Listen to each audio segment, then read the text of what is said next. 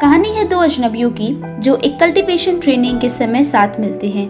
ये दोनों ही अपने अपने वंश के बेहतरीन लीडर हैं और इनका काम है अपने राज्य को बुरी नजरों से, भूत प्रेत आत्मा से बचाना और सबको सुरक्षित रखना। अब थोड़ा सा हम लोग कल्टीवेशन ट्रेनिंग के बारे में जान लेते हैं। इस कहानी का मेन थीम कल्टीवेशन है, तो आपको इस वर्ड का मतलब समझ में आना चाहिए।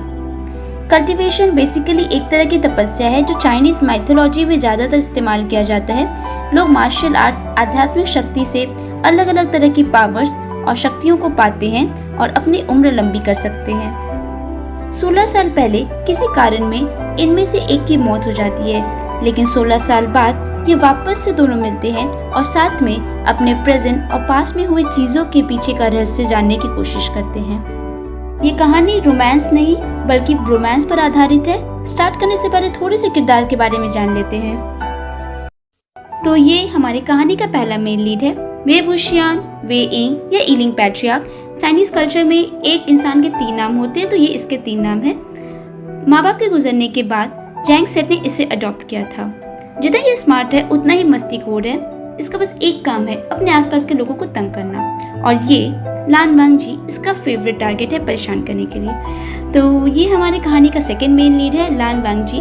वैसे तो ये बड़ा सख्त है, लेकिन वे वुशियान की हरकतों के सामने ये बेचारा पिघल जाता है, यानी कि ये बिल्कुल नारियल जैसा है और ये गूसू लाइन सेक्ट का मेंबर है।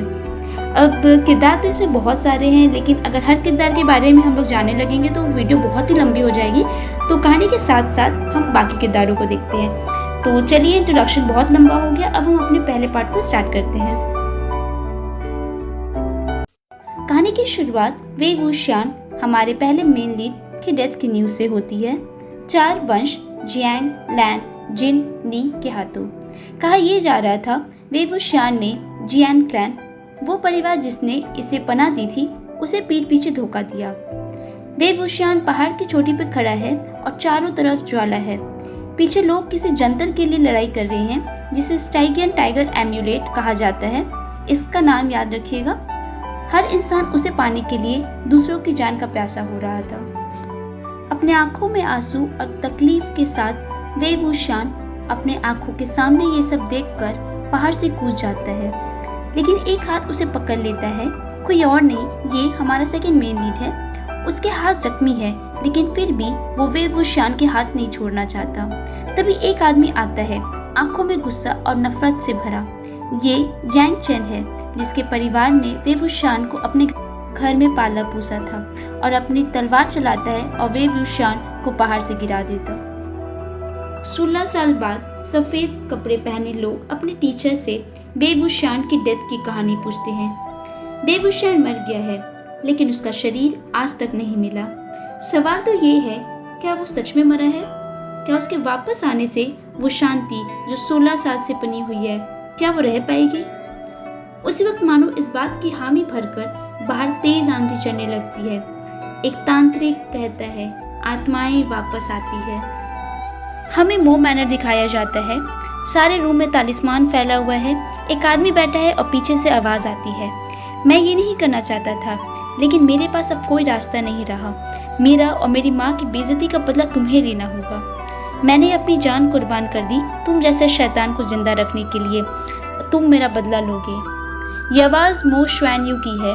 इसने अपनी जान कुर्बान करके वे वुशियान को जिंदा रखा।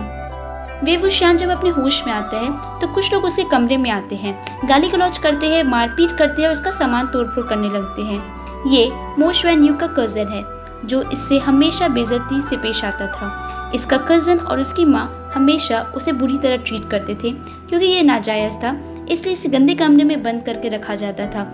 जब मन मारा, जब मन पीटा, जब मन गाली दे दिया। वे वुशियान के हाथ में 3 गहरे कट के निशान थे, जो मो श्वैन्यू के बदले को पूरा करने के बाद ही जाएगी।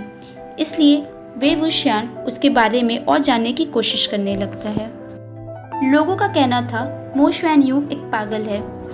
तभी लैन क्लैन के लोग वहाँ आते हैं उस एरिया में बुरी शक्तियों को पकड़ने। मैडम मो श्वैन्यू की आंटी उसके साथ बुरा व्यवहार करती थी। वो उन कल्टीवेटर्स के सामने, कल्टीवेटर्स का मतलब मैंने आपको स्टार्टिंग में बताया है, उन कल्टीवेटर्स के सामने वो अपनी बेटी की तारीफ करने लगती है। लेकिन उसी वक्त वे वुशियान, जो कि मो श्वैन्यू के रूप में है, वहाँ आता है और ड्रामा करने लगता है, क्योंकि लोगों का कहना था कि वो पागल है, तो वो पागलों की तरह ही हरकतें करने लगता है और ये चिल्लाता है कि उसके कज़न ने उसका सामान लूटा है और वो तब तक वहाँ से नहीं जाएगा जब वो उसका सामान नहीं लौटाते। पूरी सभा के सामने वो मू परिवार को शर्मिंदा करने लगता है। लैन क्लैन बुरी शक्तियों को पकड़ने वाले थे, तो वो सबको घर पे रहने को ही कहते हैं। वो उन्हीं झंडों का प्रयोग करते हैं जो वे वुशियान ने अपनी मौत से पहले बनाया था। मना करने के बाद भी शाम को मो जीवन, मो श्वेनयू का कज़न, रूम से बाहर निकलता है और उस झंडे को चुरा लेता है बिना उसके पीछे का रीज़न जाने। वे वुशियान अपने रूम में बैठकर एक सुंदर सा गाना बजा रहा होता है। गाना बजाते वक्त वो एक आदमी के बारे में सोचता है जो कि सफ़ेद कपड़ा पहने हुए है, लेकिन तभी मो फैमिली के आदमी आते हैं और उसे खींच कर वहाँ से ले जाते हैं। सामने मो जीवन है जिसके अंदर बुरी शक्तियाँ घुस गई है। उसकी माँ सारा इल्ज़ाम वे वुशियान पे लगाती है, क्योंकि अपेरेंटली मो श्वेनयू के पापा को काला जादू आता था, तो उन्हें लगा कि उसने ही ये सब कुछ किया है। किसी को समझ नहीं आ रहा था कि आखिर हो क्या रहा है। तभी मो श्वेनयू को दौरे पड़ने लगते हैं। उसका शरीर काला पड़ जाता है और उसके पास से वही झंडा मिलता है जो उसने उस वक्त चुराया था। वे वुशियान अपने हाथों को देखता है, उसका एक कट बंद हो गया है, क्योंकि वो झंडा उसने ही बनाया था और उसी के कारण मो फैमिली के एक इंसान की ये हालत है। इसका मतलब उसका एक बदला पूरा हो गया। उसकी माँ तो अभी भी चिल्ला चिल्लाकर सारा इल्ज़ाम वे वुशियान पे ही लगा रही थी। तभी मास्टर मो के हाथ भी अपने आप काम करने लगते हैं और बाहर वो लोगों को उड़ा रहे थे। कल्टिवेटर्स उन्हें कोशिश करते कंट्रोल करने की, लेकिन ये सब उनके बस के बाहर की थी। इसलिए वो अपने सीनियर हांग गुआनचुन अक्का लानवानजी को बुलाने का सिग्नल देते हैं। वे वुशियान उसके नाम से घबरा जाता है और उन्हें मना करने की कोशिश करता है, लेकिन कोई फ़ायदा नहीं होता।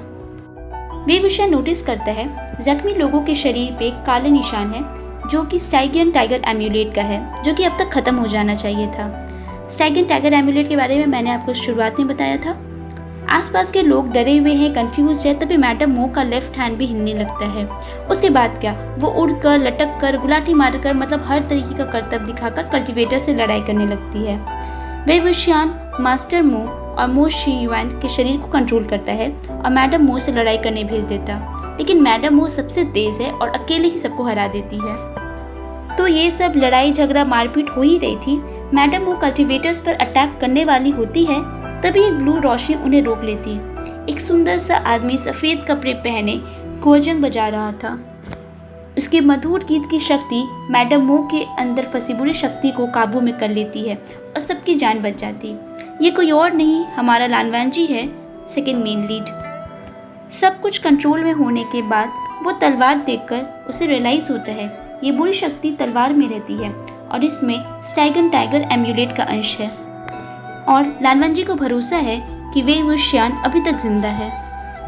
बाद में एक मिस्टीरियस आदमी कहानी के शुरुआत में वे वुशियान की कहानी सुनाने वाले टीचर को एक सोना देता है और पीछे से वे वुशियान अपने नए दोस्त जो कि एक गधा है उसके साथ जा रहा होता है। उसके हाथ के एक और निशान ठीक हो गए हैं और अब सिर्फ एक निशान बचा हुआ है और वो सोच में है कि मो श्वेनयू का बदला लेने के लिए वो तीसरा इंसान कौन सा है। सो ये थी दी अंटिम सीरीज़ के पहले एपिसोड का हिंदी एक्सप्लेनेशन। वैसे तो ये डब्ड अवेलेबल है हिंदी में, लेकिन बहुत लोगों को डबिंग पसंद नहीं है और उनमें से मैं भी एक हूँ, नो ऑफेंस, लेकिन मुझे सच में इतनी क्रिंज लगते हैं ना हिंदी डबिंग सॉन्ग, इसलिए मैं दूर रहती हूँ ये सब से। और ये अनटेम सीरीज़ अगर आप एशियन ड्रामा देखते हो तो आपको इसके बारे में पक्का पता होगा। मतलब ये चाइना ही नहीं, इंडिया ही नहीं, पूरे वर्ल्ड की बेस्ट सीरीज़ में से एक मानी जाती है। तो ये वीडियो अब अगला पार्ट बनाना है या नहीं वो मैं आपके रिस्पांस, कमेंट और लाइक्स पर छोड़ती हूँ। अगर वीडियो अच्छी लगी तो प्लीज़ लाइक कर दिया करो या चैनल सब्सक्राइब करो। तो वीडियो बनाने में बहुत मेहनत लगती है, सपोर्ट करो, मोटिवेट करो। और वीडियो अच्छी लगी तो प्लीज़ नीचे कमेंट में बता दो, प्लीज़ प्लीज़ प्लीज़। और thanks for watching this video. तब तक please stay safe, stay happy and bye bye.